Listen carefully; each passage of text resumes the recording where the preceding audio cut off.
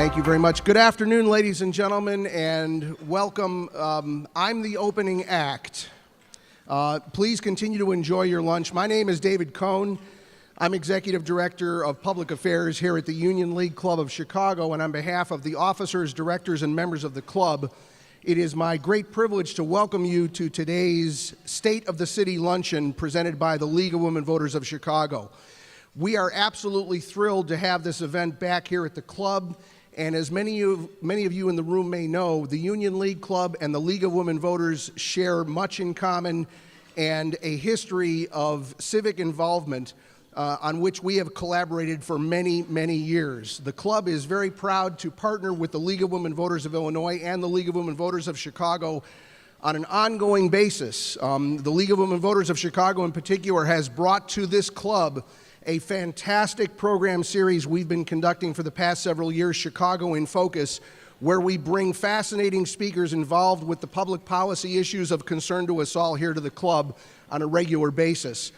This is the only private club in the United States with an institutional commitment to public policy advocacy and community service, and we have been doing this work since our founding in 1879.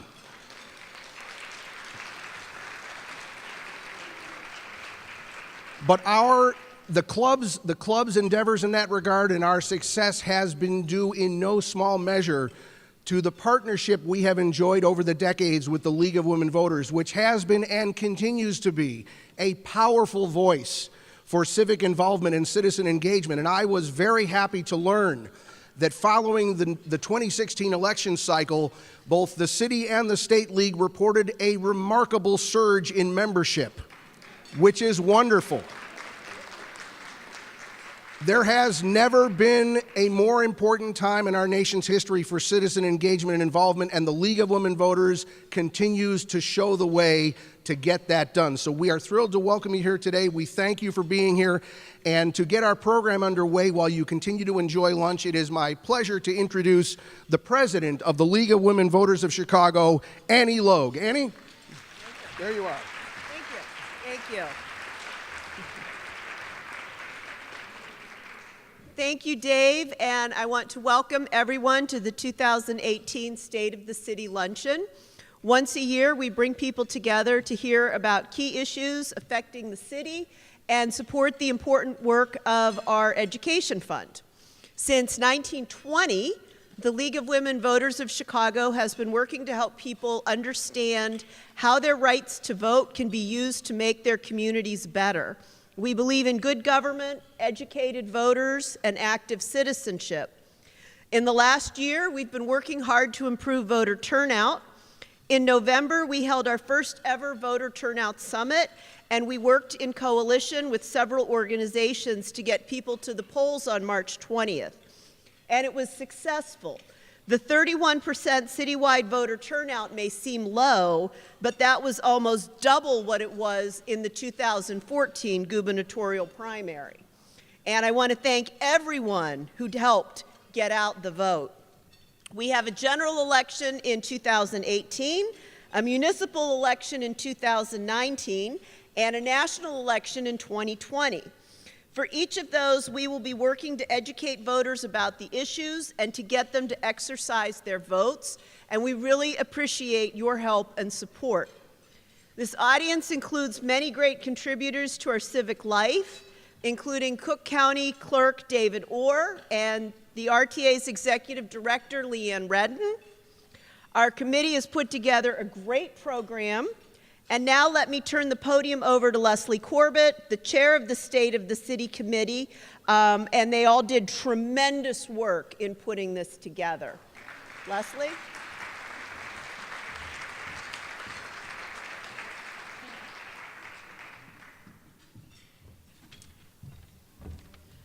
Good afternoon. It's so lovely to see you all here. My name is Leslie Corbett. I'm one of 3 co-chairs of this fabulous event. So on behalf of Esther Callan, Catherine Enright, and myself, welcome. We're thrilled to have you. We're even more thrilled to jump into this fantastic program. Our theme this year is A Tale of Two Cities, Bridging Chicago's Opportunity Divide. Our hope is that you leave with some action items to help really get us closer to One Chicago. Before I introduce our panelists, which is really my only job at all today, I wanted to make sure that we recognized our fabulous committee. I've already mentioned Esta and Kat, who were great and so helpful, but we've also got Nancy Brandt, Helene Gabelnick, Jennifer Gurkowski, Sophie Muchacho, Kathy Potke, Chris Rise, Karen Sandrick, and Ray Sokolow. So if I could have a big old round of applause for these great ladies, I'd appreciate it. Thank you. Also want to give a huge shout out to a fine gentleman, Joel Massell, who helped us coordinate all of this. Yay, Joel. Thank you. So, to get on to my one job, I'd like to start with our moderator, Natalie Moore. For all of you WBEZ public radio nerds out there, which I am one, you will instantly recognize Natalie's voice when she arrives up here, as well as her work as the WBEZ's South Side reporter. Natalie is going to facilitate a conversation with our fabulous panelists, and I'll go through them and then ask them to come on up when I'm done, give them a moment to have a little lunch. I'll talk real slow. First, Evelyn Diaz serves as the president of the Heartland Alliance for Human Needs and Human Rights, a global anti-poverty organization headquartered here in Chicago. Evelyn served in city government under both Mayor Daley and Mayor Emanuel and led the Opportunity Chicago program when she was at the Chicago Jobs Council. Zach Farden is the managing partner and head of litigation at the Chicago office of King and Spalding. A federal prosecutor for 12 years, Zach had and was a U.S. attorney here in Chicago from 2013 to 2017. Upon his departure from that office, Zach penned a very fiery open letter expressing deep frustration with the entrenched nature of gang violence in Chicago and urging the city and Justice Department to get it together and move forward with a consent decree calling for sweeping changes at the Chicago Police Department. And finally, Juan Salgado, Chancellor of the City Colleges of Chicago.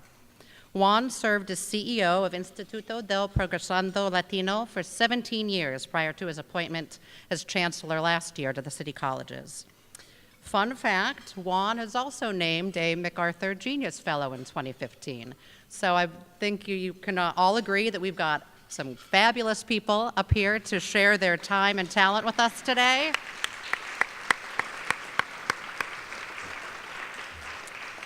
Now, this would not be a league event if we didn't make sure that we had time to ask questions. Am I right, ladies? So on your table, you will find index cards and pens, and if you don't have any, we will come around and take care of that. This is how we do it at the League. We write our questions down. So if you have one, jot it down, wave your hand, and there'll be volunteers coming across the room to pick those up. We will answer as many questions as time allows. So without further ado, to our fabulous panel. Enjoy your lunch. Thank you.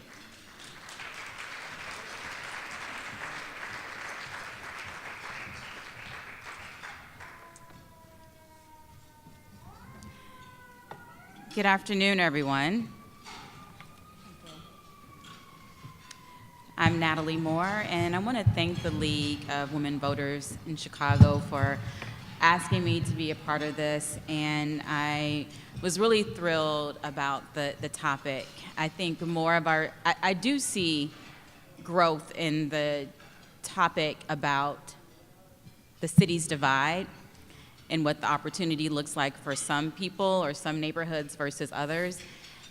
But of course, I think that more civic institutions and more groups in this city and in this region need to do this kind of work.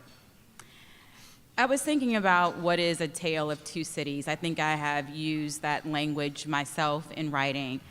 But I actually think that we are 3 cities, 4 cities, maybe even 5 cities, depending on where you live, depending on your income, depending on how you spend your leisure time in different leisure spaces.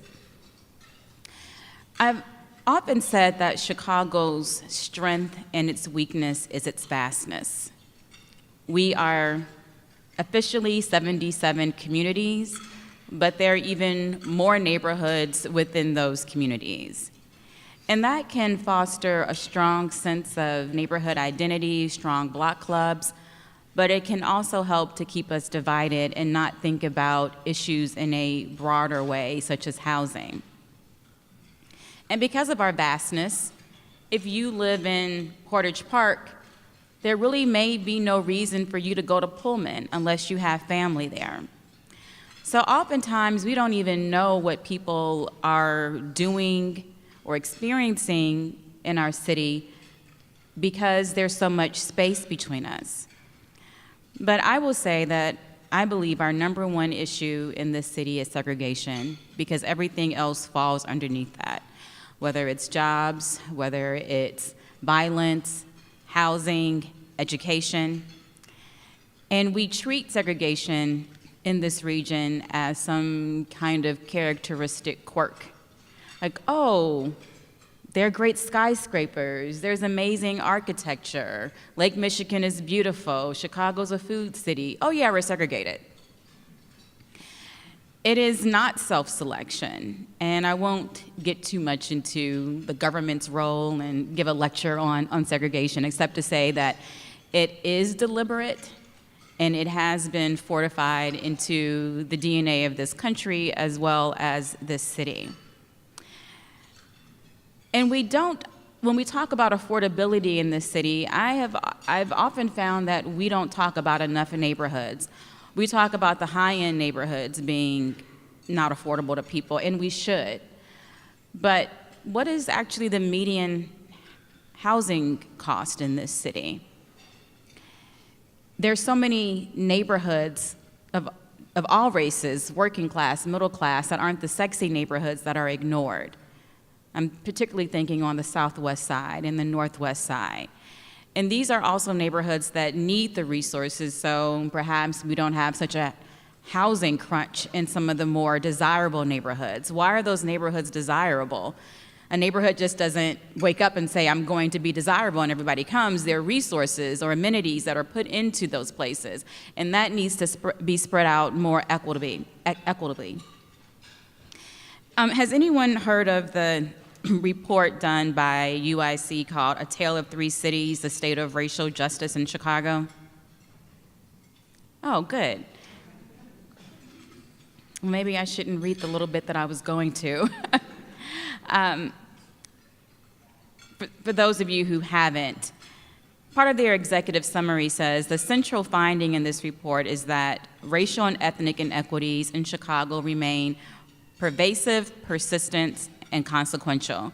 These inequities affect the lives of Chicagoans in every neighborhood. They have not just spatial, but also deep historical roots and are embedded in our social, economic, political, and cultural institutions. And they have powerful effects on the experiences and opportunities of all Chicagoans. The patterns in this report are stark, if not entirely surprising. Chicagoans of all racial and ethnic groups want to live in safe and healthy communities where they don't just subsist or survive to thrive, but not all have equal access. Earlier this month, we celebrated 50 years of the Fair Housing Act, but yet Chicago remains one of the most segregated cities in the nation. The black-white segregation levels persist in this city even among affluent households. A slight majority of white Chicagoans own their homes. Only 43% of Latinos and 35% of blacks are homeowners. The typical white household in Chicago owns a home that's worth $275,000. For black households, it's $145,000. For Latinos, $180,000.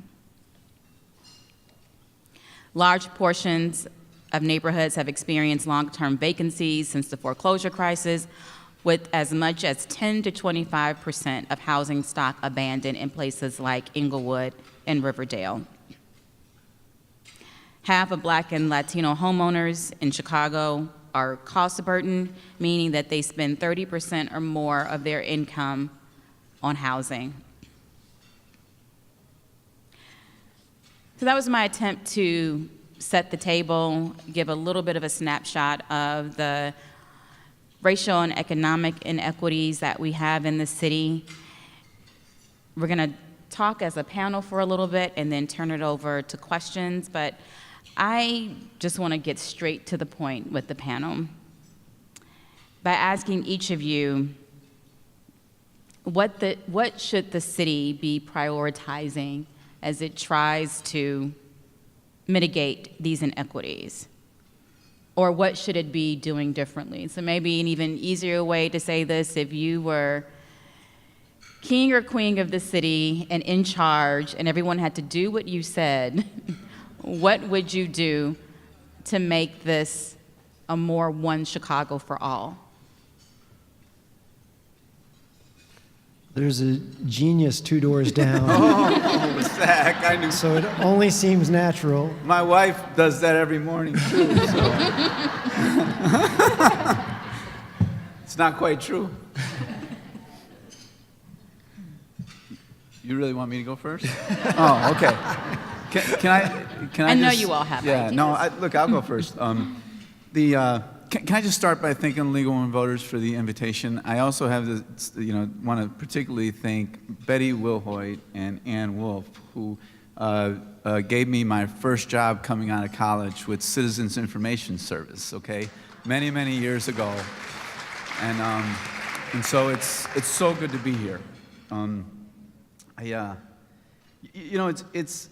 That's a very difficult question because there's not one thing here, right?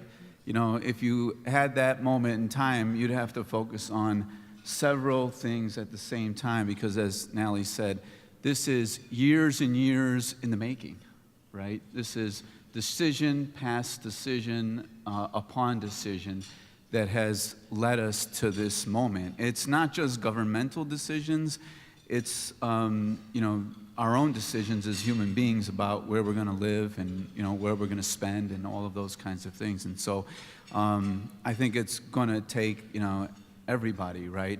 I think I would I'm going to say something that's sort of a joke, but not really. But I would install a different memory chip, in people's minds. One that sees each other's humanity, one that is willing to reach out to a neighbor, one that's willing to live next to somebody who may not be as similar as the neighbor that you have today. I'd really work on the mindset, of the people, right? Because if you don't fix the mindset of how we're thinking about things, right, then I think it will be hard to sustain anything. But I will say a few things that, not to sort of dream, too far from, what's really possible today. I lead a system that's 80,000 students plus.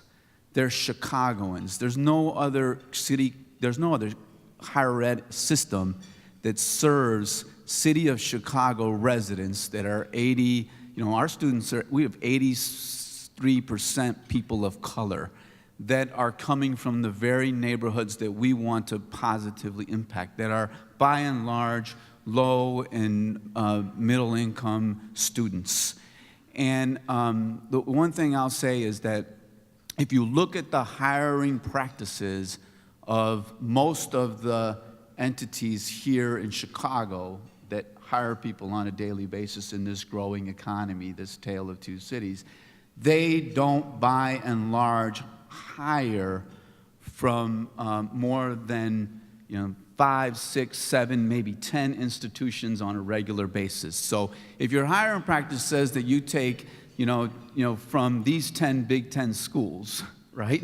And the pathway to these 10 Big Ten schools is not exactly a big, robust pathway, then the opportunities for those students are not going to be, in my system, are not going to be great. And so I would say to the leaders of Chicago economy, open your doors. Provide that opportunity. We have one company that's doing that, right? Two companies. Aon, is a company that decided to open up an apprenticeship program. Had never hired from our system, from Harold Washington. always from the same places. And now that they've tasted what it means to hire our students, they've discovered what we've already known: grit, determination, students that are the lifeblood of their local economy, potentially, right? These are students that are persevering. These are students that, when they succeed, are going to buy a home in their local community. These are students that are the hope in their families, right, towards further education. And so I would say, if those doors could finally open, Natalie, and they just have not. We talked about segregation, but there's also bias and discrimination in the hiring processes, in the way we go about doing that. And that's why we continue to have ceilings for some people and not for others. And I think that's eminently doable in our city today if we can just install that chip in the minds of decision makers. And that's what I'm working on as City College's chancellor. I'm working on actually Developing a chip. opening those doors, that create opportunity. I want to ask a quick follow-up question to that. How hard was it to get Aon to sign on? What did you do to convince them that this was the right thing, the profitable thing to do? It's like any relationship, proximity matters, right? So, while they were right down the street from Harold Washington, they were very far apart because they never interacted with us. So the first step is invite them to your environment. Ask them to help you do something, help you do something that's comfortable for them. Review our curriculum. Help us to be more relevant to your industry. Oh, take on an intern, right? So we're moving from total disengagement, total lack of proximity, to greater understanding. And once they started to see and feel our students, then they were willing to take that next step. That's number one. And as you pointed out, we're just not proximate to each other, right? Whether it's institution or person to person. I think the other big thing is the champion. And, we happen to have in Bridget Gaynor, who's at Aon, who's obviously a Cook County commissioner, but she heads global affairs over there, someone that truly understood this and that was truly motivated to work it through their system, and that continues to be truly motivated to make this a reality on a larger scale. And so we're starting to find those champions, that do have that chip already in their mind, right? And they're able to influence others. And our goal, by the way, I'll tell you, I believe if we have 500 to 1,000 apprentices on an annual basis in this city, 40 to 60 companies working with us, it starts to change the face of economic opportunity for students and families in our city. And, we can get there. Mm-hmm. Evelyn? All right, so the thing about this question, we knew it in advance and we were told not to prepare anything. But it's a tricky question, right? Because if you're a king or queen for the day, like what's the one thing you do sets you up, right? Because if you say, well, I would focus on this, and then somebody would say, well, what about this other thing? And so the truth is that our organization focuses on poverty and human rights. And we produce a poverty report each year that looks at, makes Illinois' poverty numbers accessible to people, but always takes kind of a special look, a different perspective or a lens to that data. And over the past few years, we've been looking at issues of equity. And in terms of race equity, gender equity, what we've pointed to time and again, that the numbers are telling us that there are inequities in every single domain of life for people of color and for women. And so we're talking about inequities, deep, measurable, and startling inequities in housing, healthcare, education, jobs, justice, and safety. And so for us, it's impossible to say, what's the one thing? All of these are areas where we are We're so far behind, and we have so far to go, and our systems aren't really designed right now to have us see big gains in any of those areas. That said, we also did, our most recent poverty report was about the intersection of poverty, violence, and trauma. You can't take these and really pull them apart. They all feed each other. They're symbiotic. And so it's complicated.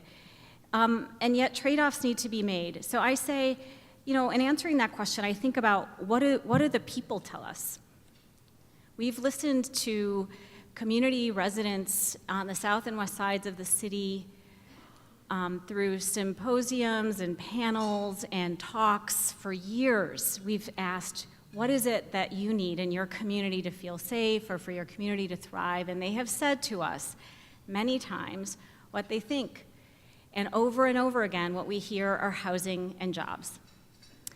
And our city has not really stepped up in any concerted, sustained, or strategic way on either of those two issues. And you heard from Juan what he sees as the possibility around jobs, and he now, thankfully, is in a position to, wield city colleges, which, I think has been a really vastly underutilized resource in the city for producing big workforce gains for Chicago. And he knows that. He's been railing about it for years, and now he gets to lead that institution, and I'm really excited about the work that's going to come out of there. So I would say if I had to just zero in on one thing, it's the housing. And we have, Heartland Alliance has 5 companies under the, in the Heartland family, and Heartland Housing is one of those. We develop housing, affordable housing and supportive housing. And when I ask my team, what more can we do? I just get a list of all the barriers that exist for us to create housing in this city. And so I recently talked to the mayor's office, and this is, we have very specific ways that we build housing. And it's only these ways, and there are very specific sorts of funding, and those have been decreasing. And so we're all just kind of left like, I don't know what to do, because we can't get out of these, we're very stuck in these expensive, high barrier ways of thinking about solving these problems like housing. And so I said to the mayor's office recently, they asked my opinion on it, and I said, just make it possible for us to try creative, hyper-local, publicly, privately funded, low-cost housing models. Just try it. And if we can raise the money for it, get rid of all the barriers for us to be able to just try it. Because if we're not trying alternatives to what we've got today, we are stuck forever. And I think if we can just start identifying the barriers to trying new things, especially around housing, I think there would be a lot of different housing groups that would be willing to try low-cost housing. And I'll just throw, so you know what I'm talking about. People have been talking about tiny homes, 3D printed homes. There are all kinds of really interesting innovations happening across the country and outside of the country, micro apartments. There are, what are those train trailers? What are those called? The storage containers. There are a million barriers why we can't try that in Chicago today. A million. We can, and we control that. Our politicians can eliminate those barriers, waive those barriers. We can create opportunities to try different things because we have to try different things. So I missed the prep call for this panel? And that's We told your representative on the phone. That's a big question for a starter. I also want to thank the League for inviting me and say how honored I am to be part of this foursome up here, incredibly accomplished and professional people. So I'm grateful to participate in this conversation.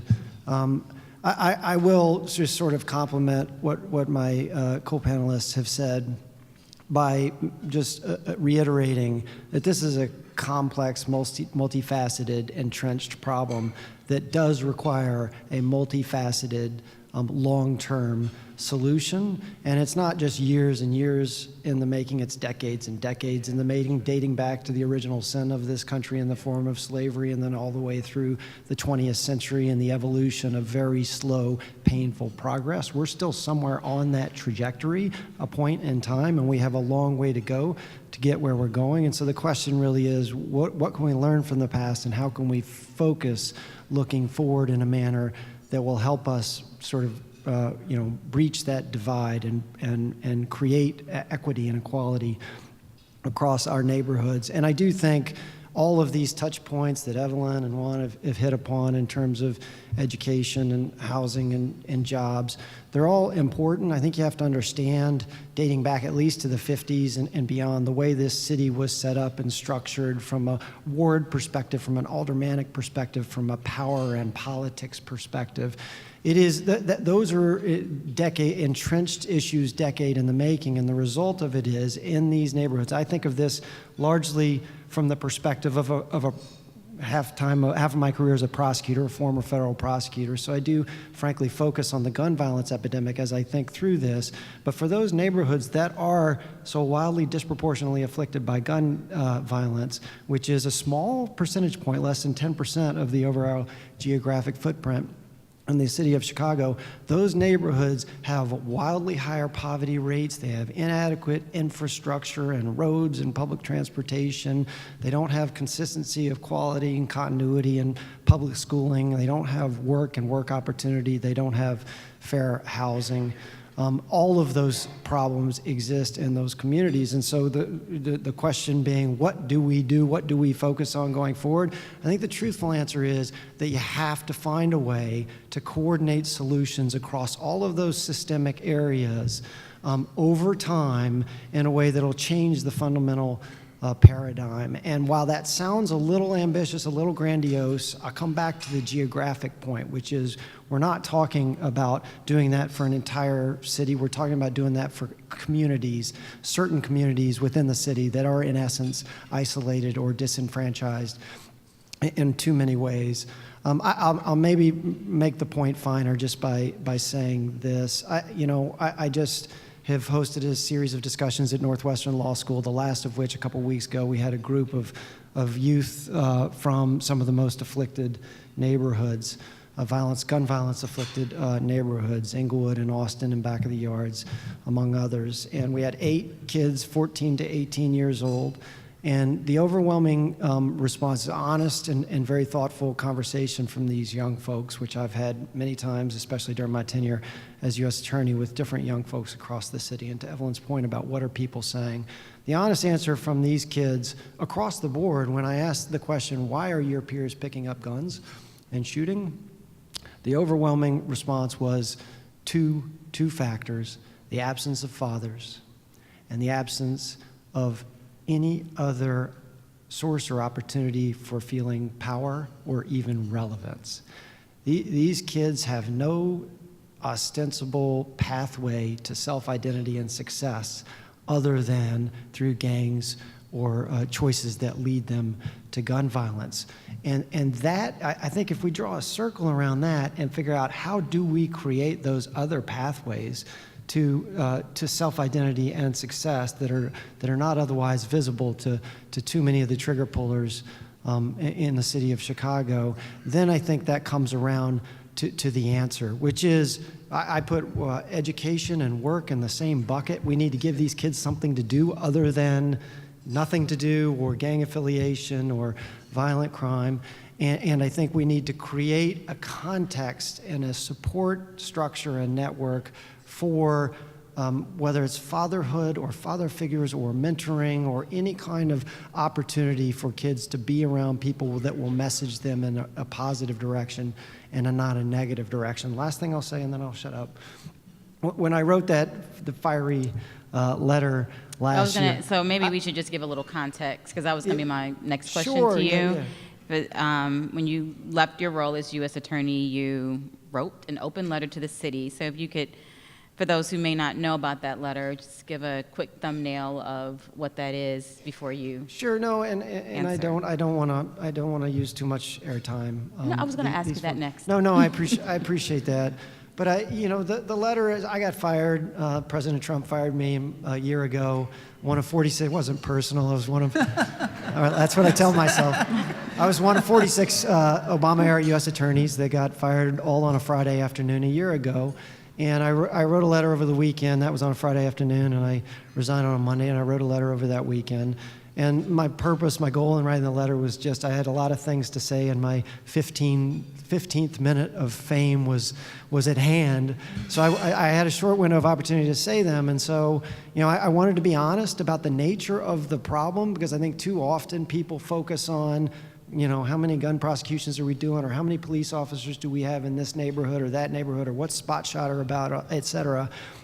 And those things are important, especially if you're in law enforcement, but those things are not talking about the root causes of the problem. We're not getting to the root of the problem. So I wanted to be honest about the root causes of the problem, consistent with what I've already said, but I also wanted to offer some specific ideas for solutions, because I do think we can get there. I think we will get there. And it's a question of how long it's going to take. And it's not going to be weeks or months or even years. It may be 10 years, 15 years, 20. We can get there.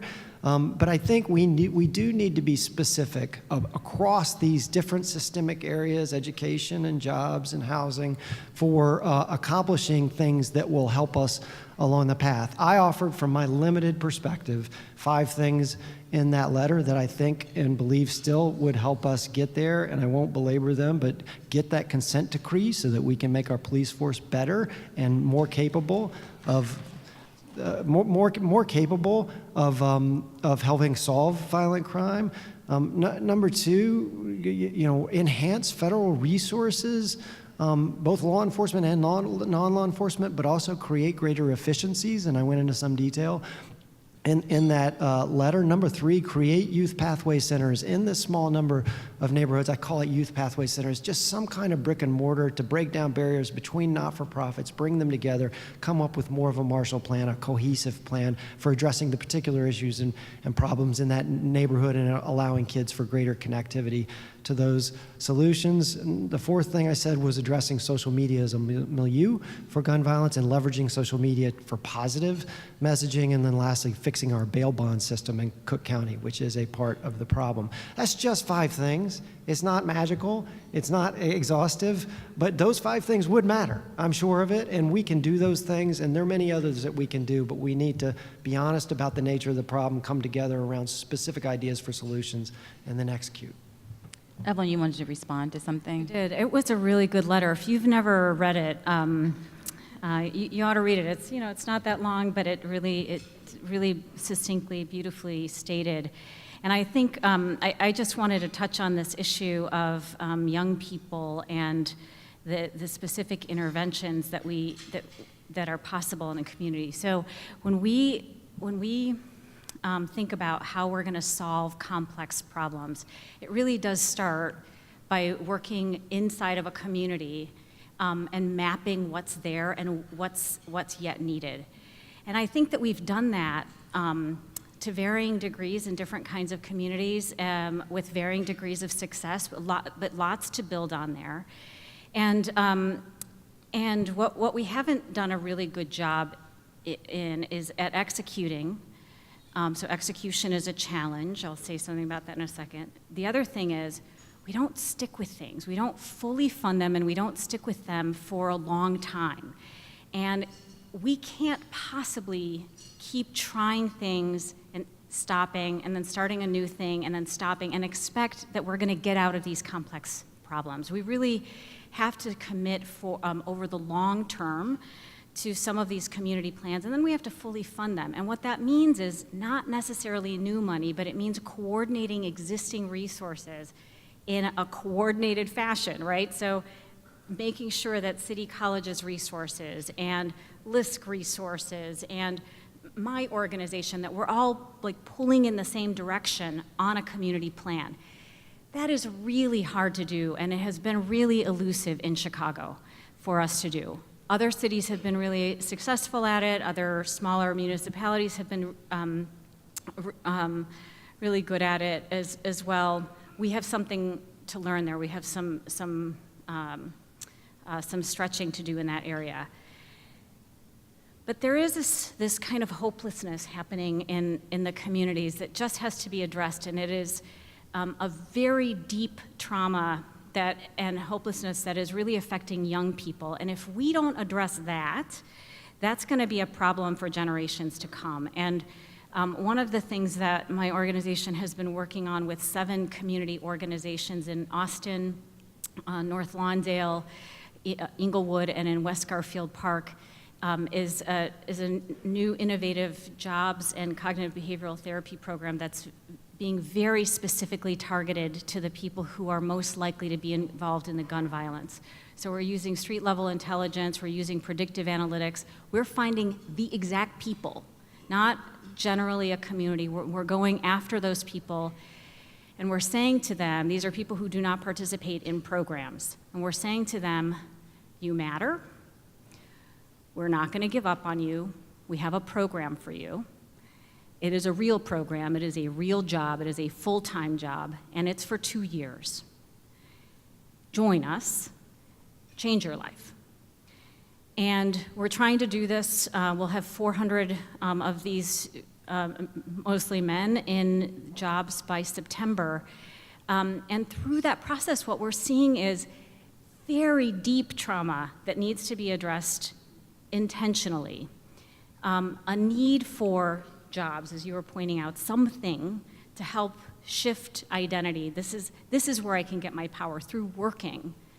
And the last thing is housing. I mean, really, what they tell us, they're like, thank you for the job. They're showing up every day. They're doing their best to turn their lives around, and they're totally unstable. They're either homeless or they're doubled up with somebody, and they understand that their success relies on their ability to be stably housed. So it's why it's now top of my list, because I know we've got lots of different interventions going on across the city around violence. Housing is an important part of that, and it's just not getting very much attention. Sure. I just want to share, to build on that, I think we've got to move away from being so reactive, right? I mean, we swing back and forth. Is it about people or places? Well, it's about people and places, right? Should we be investing in those young people out there that have the gun in hand or are about to have the gun in hand? Or what about all of those family members that are around that person that are also struggling and needing to get ahead? Are we focused on people moving up the career path, or is it about living wage jobs, right? And we get caught in these traps, right, all the time. And there's where the shooting's happening. Send the police there, right? So we've got to stop being so reactive. And we have to see whole person, whole being, whole city, right? And the one thing that, is going to impact us as a city, if we're going to get there, is indifference. And I want to address this because, we have a growing number of people in this city that, will, jog and not think about what's happening in a neighborhood down the street. And, will enjoy the bike path, right? But, not exactly do something that could be helpful, right? And so we need to attack sort of collective indifference, not be so reactive. And then, as Evelyn said, think about how our institutions can be conduits to whole person. So I want to use one simple example at City Colleges. We know for a fact when a student is supported, they succeed. Take a Chicago Housing Authority student who comes in through a program that we have with Chicago Housing Authority. They complete and transfer at a higher rate than any other student that comes into us because we have a specific program that assists them in many, many different ways. We know that if a student is housing insecure, their likelihood of completion, either of any certificate, associate's degree, or bachelor's degree, is severely diminished. We must play a role in helping students to find stable housing. we cannot be satisfied by just being a community college system providing the education piece of what we're doing. We need to be impactful as anchors in our community, linked up to other community institutions, so that we can really not just impact the educational advancement of our students, but the overall community advancement of the local community. And so, the mindset of our institutions has to change so that we get increasingly more proactive, less reactive, increasingly more engaged, and just attack that indifference that exists among too many Chicagoans. And I'm sure no one in this room is indifferent. No. But the question that I hear from a lot of people is, well, what can I do? These problems seem so intractable if you look at them from 30,000 feet. But if you start drilling down, like, there are a number of solutions that are out there, like the letter that Zach wrote, but people who work in this space know the tools that they need. So especially for you, Juan and Evelyn, what can people do to either support the institutions you lead or the community-based partners or neighbors who work in those communities? Part of this luncheon, the charge that I was given is to give people in the room some ideas of what they can do when they leave here. How can someone be a partner? How can someone not just jog by? What are tangible little things? No one single-handedly is gonna, take a swipe at structural racism and it all be gone. But what are things that people can do individually that then add to a collective?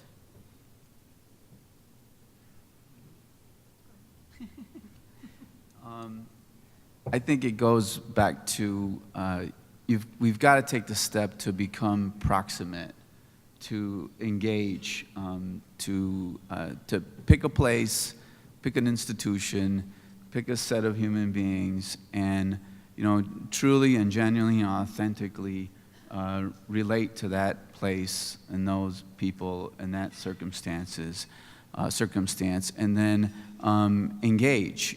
Think about the assets that you bring, the relationships that you have. Enter into that dialogue about how you can be helpful. I think a big part is bringing friends along, right? How many people are in our sphere that want to actually be of some assistance, and how do we help them also to become more proximate and more engaged? And we don't have a shortage in this city of institutions out there that are trying to make things better in their communities. They abound.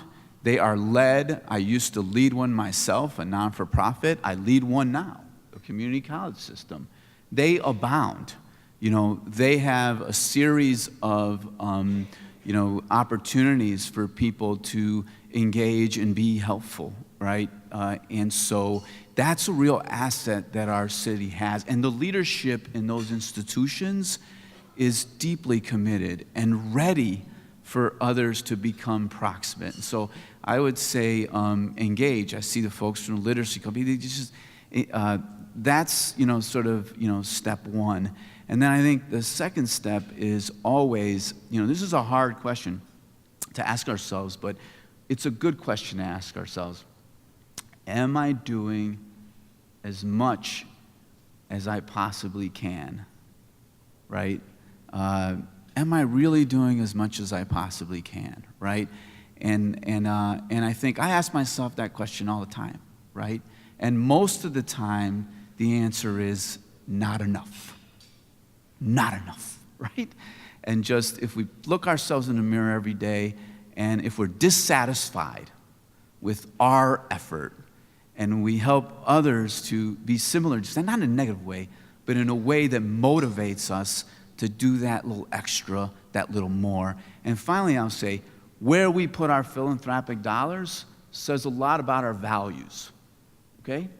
So, if you look at higher education, most philanthropic dollars go to institutions, that educate the top tier in our society, the top economic tier in our society, right? You know, and nothing against those institutions, but the University of Chicago and Northwestern, they get a ton of resources relative to an institution like ours, right? That educates and prepares our wonderful students that will have a lot to do with closing the gap and making this city one united city. And so we should think about where we put our philanthropic dollars. I would answer this, it depends on who you are in the room. And if you're a business, the most important thing you could do is hire people with criminal backgrounds, figure out how to do it, to support bills to dismantle the barriers to hiring people with criminal backgrounds.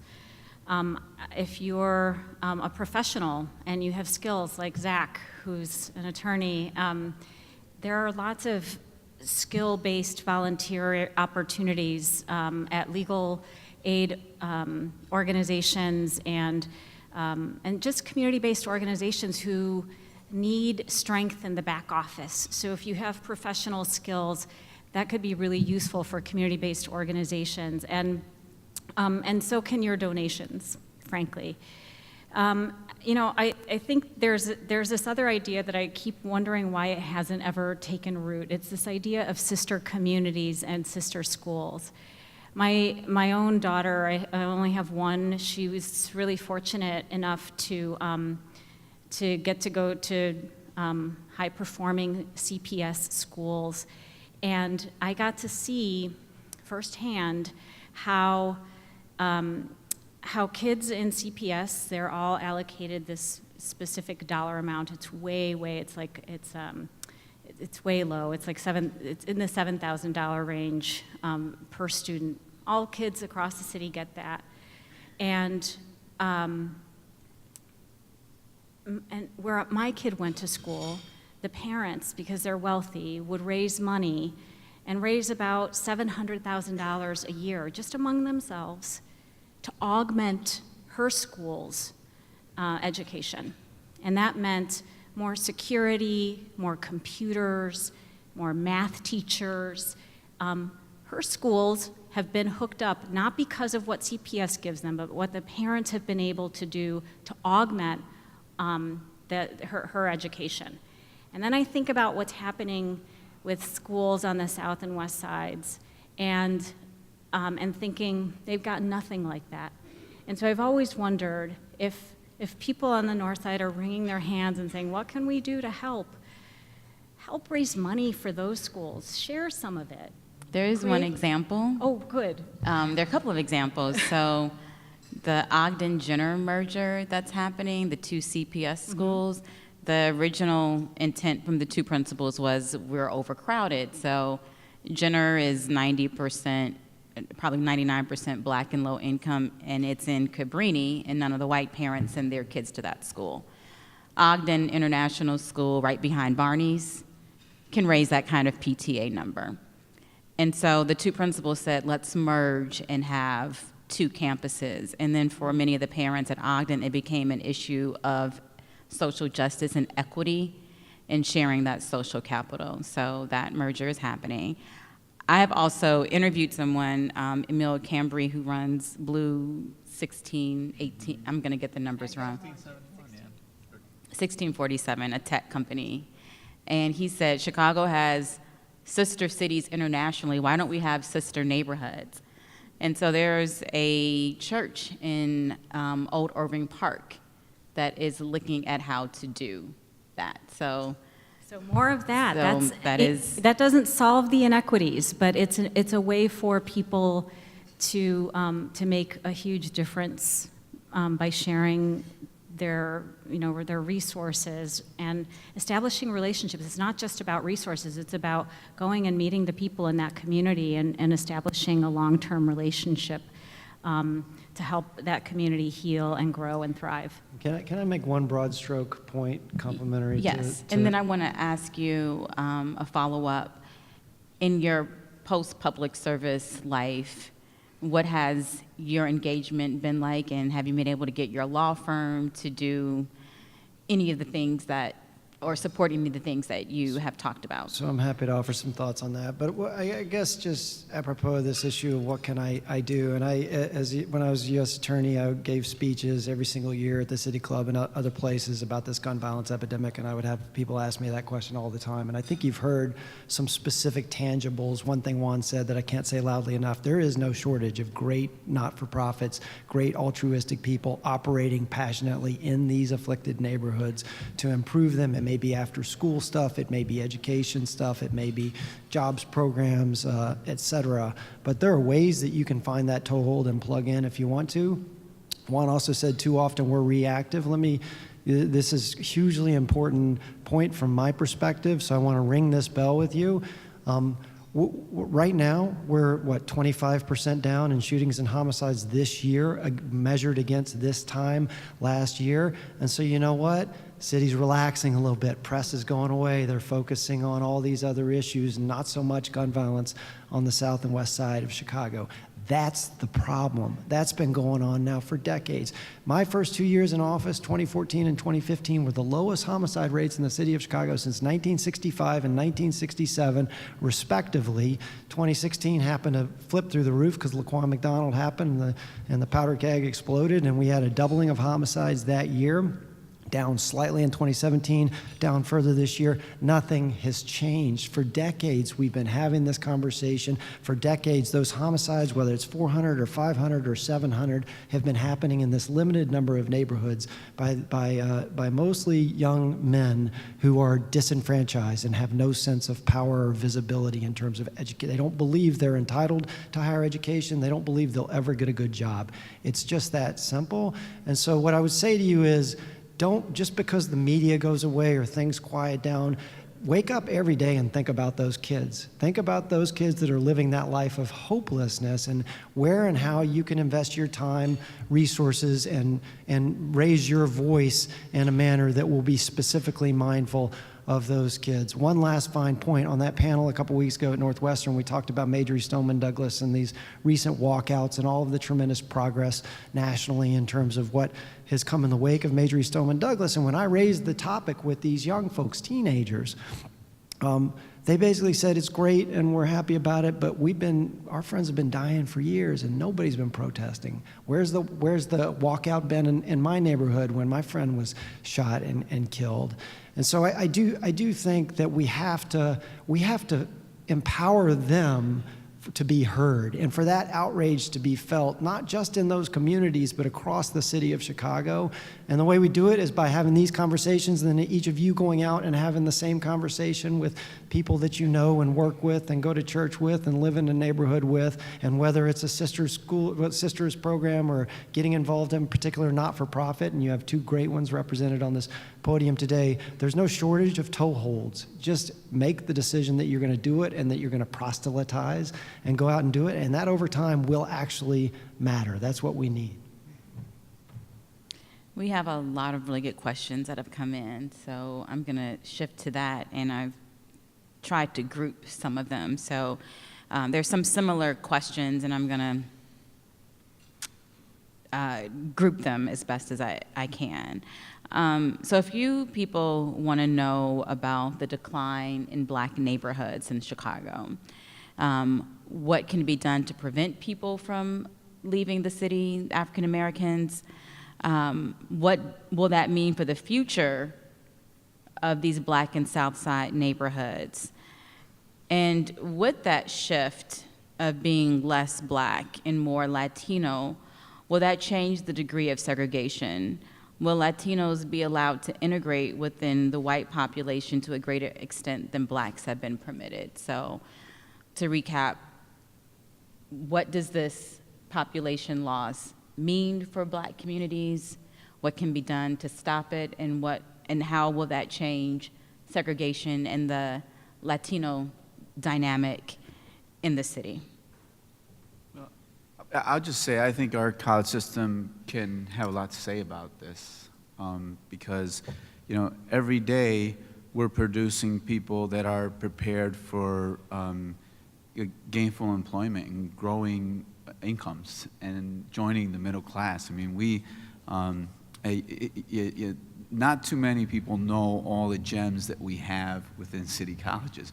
Just at one of our colleges, Dawson Technical Institute, that's part of Kennedy King, I'll just point out what happens at Kennedy King every single day. You got people going through a People's Gas training program that has hired over 400 people in the last few years. You have folks going through construction industry training, whether it's welding or plumbing or carpentry. They're getting picked up right away, making really good wages. Our construction management program, is, again, the minute you get out of there, you've got a good paying job. I met this woman, Candace Walker, on my first day, May 1st. She had started January 1st of 2017, right? I meet her May 1st. She's in the carpentry program. I see her again sometime in June, right? She's got a job making about $65,000 a year. She's a single mom with 2 kids, right? We do this regularly and daily, whether you're in our culinary program or whether you're in our HVAC program, whether you're in our transfer program, right? And so what I believe is that, getting more acceleration of those outcomes, in our system, more connection to employers. These are Chicagoans that are going to stay in Chicago. They're in the neighborhoods already. They're going to invest in the neighborhoods. If we want to invest in housing, there has to be people with incomes to actually invest in housing. And let me just say, I've seen some, great progress in integration between African Americans and Latinos. If you go down the Ogden corridor nowadays, right, down in the crux between North Lawndale and South Lawndale, you're going to find a community that is Latino and African American, right? And the institutions in those communities, both the community institutions as well as the FQHCs and others, they've been intentional about inviting the neighbor.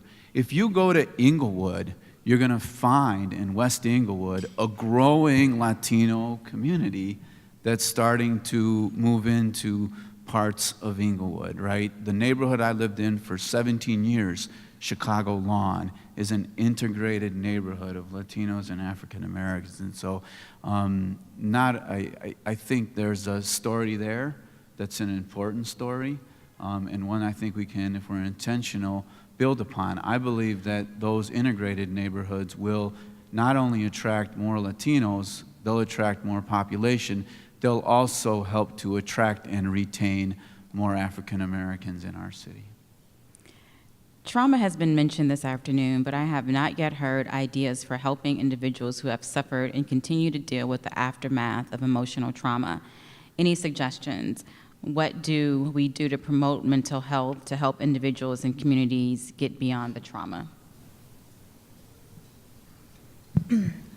So first of all, I'm gonna just say something adjacent to my answer to that, and then I'll answer it directly. But I remember a conversation with Juan Salgado when we were part of the Boys and Men of Color Commission for the city, and I said to him, you're running, at the time he was running high schools, and I just said, what's the one thing that would make the biggest difference for your schools and your kids? And he said, we need social workers. Yeah. We need people in the counselors. And I thought that was, it stuck with me clearly. Can I just tell people why? I ran a school where in a 6-month period, we lost 4 students. Now imagine being in a school where 4 of your classroom colleagues are no longer there because they no longer have their life. Okay? And so it's just, it's not something we think about, regularly, right? And teachers have to deal with this, and administrators have to deal with this, right? Our schools are simply under-resourced for what they really need to achieve. I'm sorry. Thank you for sharing that, yes. Because for the kids who are coming to school and who are in school, they need support that their teachers can't give. And I have teachers in my family who say to me, this is the thing, I see the pain, I see the need, and I can't do anything. I don't know what to do. And I've got to just focus on like teaching them because I'm being held to certain standards. It is an impossible situation that we've placed teachers in, and students aren't getting what they need. That's one way to deal with the trauma on a daily basis. Just put the supports where the kids are going every single day. The other thing outside of that, though, is communities are experiencing traumas all the time, and we don't yet know enough about which cognitive behavioral therapy models work best with which kinds of populations, but we know that that modality works. Cognitive behavioral therapy helps kids, at least, whose brains are still developing, learn to slow down their thinking in times of stress and make different decisions and understand that they have choices. And that has been shown to keep them safer and to build protective factors within them. So just bringing caring people to communities and to schools who can help kids process what's going on, provide social emotional support, administer cognitive behavioral therapy type groups, I think is I think the best of what we know about how to do this at a significant scale. How does the push to privatize public works, e.g. public school, parking, janitorial services, affect the divide in Chicago?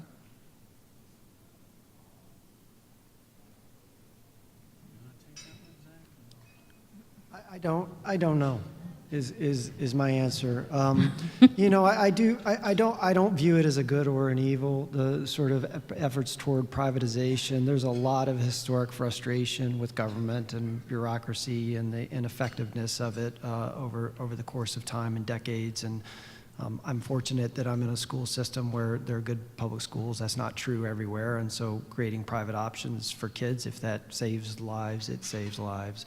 And yet, I don't think that privatization is the solution to the problems that we've talked about during this conversation. I mean, I think that the private sector has a role to play, as does the public, and I think the mental health sort of discussion is apropos of that. I mean, I do think that's an area where there are lots of great organizations and not-for-profit, victim-based and otherwise, that are providing great services, but they're often subject to the ebbs and flows of federal, local, and state grant monies, which they have to compete for annually, and so they're, collecting their peanuts. They're struggling to survive. There's no cohesiveness between them and connectivity between them and organizations providing those services more systemically across the city, both private and public.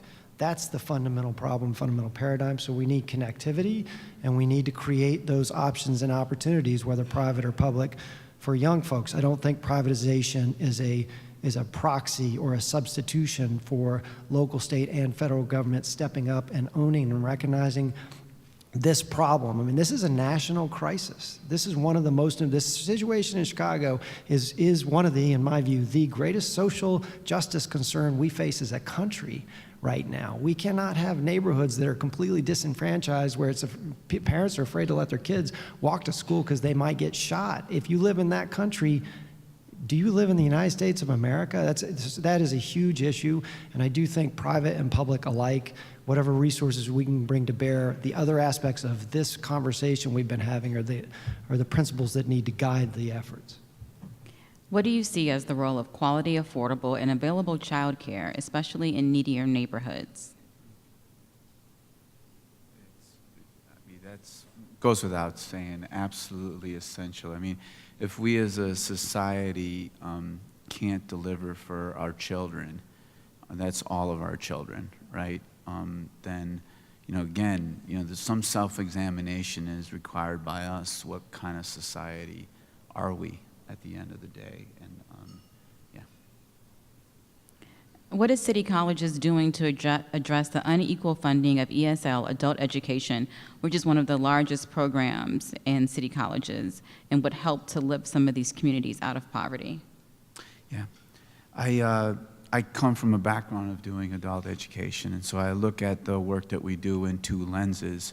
You know, the first lens you mentioned is, you know, how much resources coming into our adult learners. We have to keep in mind that, you know, while we're working on those children that are being born today and working through their education on a K through 12 basis, there are thousands and thousands of students out there, adults, that you know, have not gotten a high school diploma in the past, or even if they've gotten it, they are far removed from it. And so we absolutely need to resource that work more. I will say the well of the state went dry for us for 2 years. So we as a institution have traditionally put not just the money we get from the state, but you know, a little of the extra dollars that we have towards adult education. That has gotten really hard for us because, you know, we've been trying to stay away from being in the sort of financial condition to some degree that CPS is in, where you still have to borrow to pay the bills, right? We are not doing that. We're strong financially from a liquidity standpoint, and for us to be strong in terms of programmatic development, you know, we need to keep our financial strength. But I will say there is a quality issue, and there is a, you know, execution issue, and that's the one I want to address today, which is we can do better with the resources that we have today. And anytime you could do better with the resources that you have today by partnering with others, by linking adult education directly to the certification programs, directly to the career programs, directly to pipeline, there's no reason why any of our adult ed should actually live in isolation from a career opportunity unless it's absolutely the intent of the learner to simply learn the language or get the GED. But by and large, most of our learners are coming for adult education to get into a better job opportunity, and yet the lion's share of our adult education work today simply does not do that. I run bridge programs in my prior life at Instituto, and when I got to City College, I said, how many bridge programs are we running? Out of the universe of 30,000 students in adult education, only 413 were in a program that would lead them to another program that would lead them to a job. And that's what we need to change today, and we're working on that. Do you think an elected school board is one of the answers for Chicago Public Schools?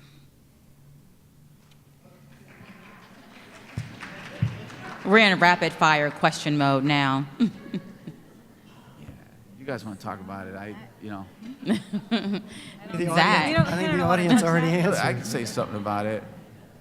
You know, look, I don't, you know, like we shouldn't be shy, right? You know, here's the reality from my perspective, and I served on Chicago Park District Board, right? And, you know, I can go back to every vote I took on the Chicago Park District Board. And, you know, I will tell you, and this was under the tenure of Chairman Brian Traubert, you know, and every vote I took was a vote I could stand firm on, a vote that I believed in, a vote that, you know, I self-examined, right? And I could tell you from City College's perspective, you know, our governing board, who is an appointed board, is tough as nails, you know. Now, I think the leaders, i.e. me as a chancellor, you know, we have to appreciate and we have to work towards great governance. And so, you know, how those governing board members got there, right? That's up to the state legislator and the voters. But I, as a leader of an institution, need to value and appreciate and work with and work towards great governance. And, you know, my experience is you could be at a not-for-profit that lacks great governance. you know. You could be at a public institution that lacks great governance. And just because you get an elected board, it could still lack great governance. And so we need to be focused on great governance, period. And in having that conversation, I think there's the broad level CPS board, but there are also the local school boards. And I have 3 teenage kids. Every parent in this room knows that schools go as the parents go in terms of involvement and investment and belief and commitment to that school and that school system. And I do think the governance issue is both a local issue and it's a citywide issue, and making sure that the priority is giving good-willed stakeholders, including parents, an opportunity to own and invest in that public school system and in that particular school is what ought to be the goal, and the governance decisions ought to all be pointed in that direction. We are out of time for questions. Thank you all for your engagement. Thank you to our wonderful panelists, and I'm going to turn it over to Annie right now. Thank you.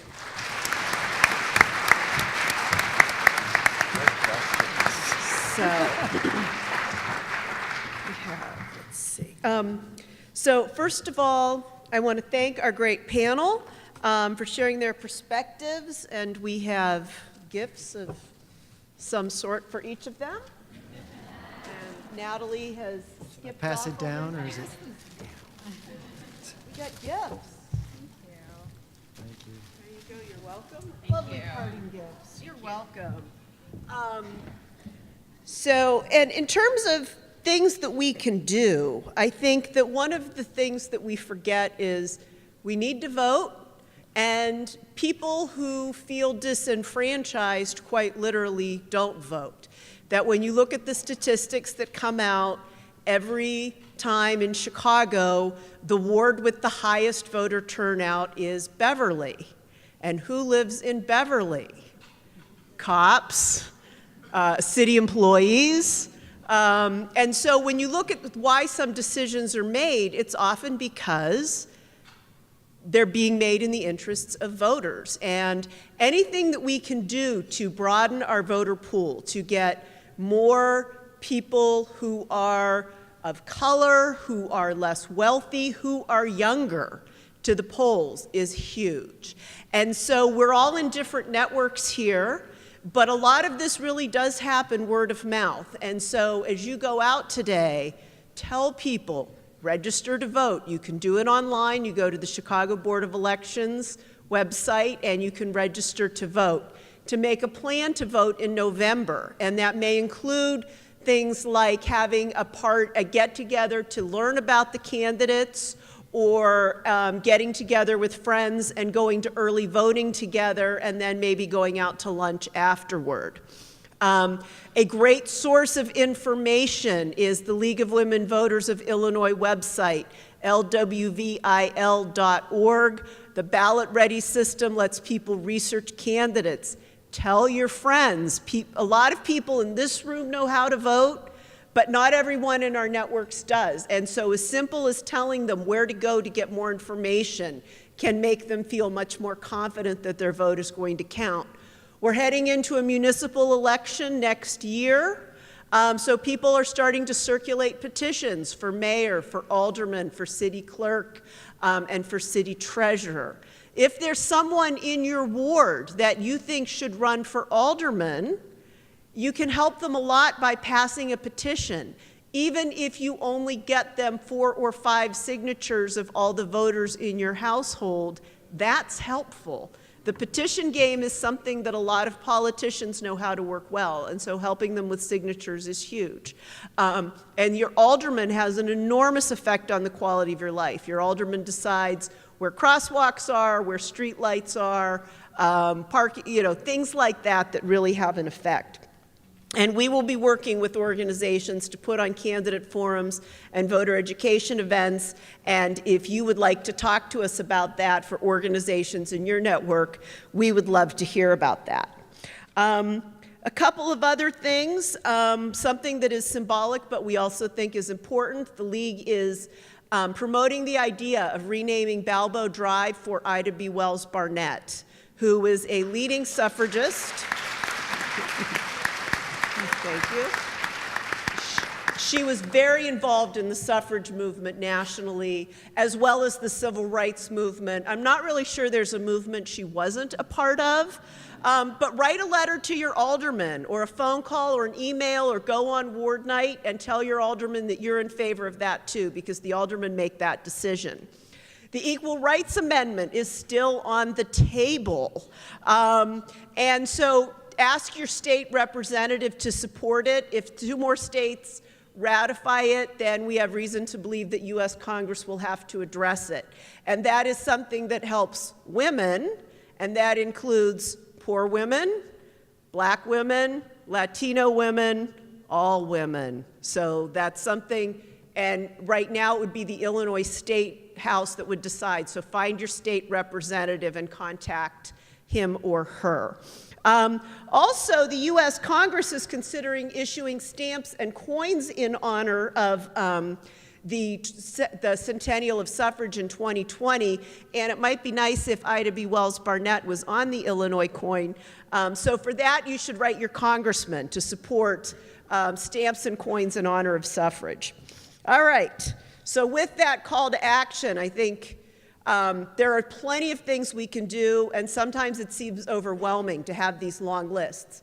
But at the same time, if you choose the one that works for you, you make a difference. And if you tell people in your circle that these are some options they can do, then they can make a difference as well. We had so many volunteers who made this such an incredibly successful day. I want to start with Leslie Corbett and her co-chairs, Catherine Enright and Esther Callan, and the rest of the committee, Nancy Brandt, Helene Gabelnick, Jennifer Grahowski, Bonnie Mucciaccio, Kathy Potke, Chris Reitz, Karen Sandrick, and Ray Socolow. I want to thank our sponsors, Nancy Brandt, Leslie Corbett, and Aaron Chenoweth, Carolyn Grisco of Grisco LLC, Margaret Herring and Esther Callan, Chris Reese Communications, which handled public relations and communications for us, Joel Massell of Creative Management Services, who handled event production and logistics, Jane Ruby, who did the graphic design, and Sharon Alter, who provided printing of the program book. I also want to thank our media sponsors, the Chicago Defender, ABC7 Chicago, and Chicago Woman Magazine. I want to thank CAN-TV for being here to record this, so you can, again, tell your friends in your circles and your networks that they will be able to watch this on the CAN-TV website and maybe even catch it on public access cable. 2020 is the centennial of suffrage, and it is the centennial of the League of Women Voters. Unfortunately, we are still relevant all these years later, but that's okay. We greatly appreciate your support. We greatly appreciate your time, and thank you again for coming out.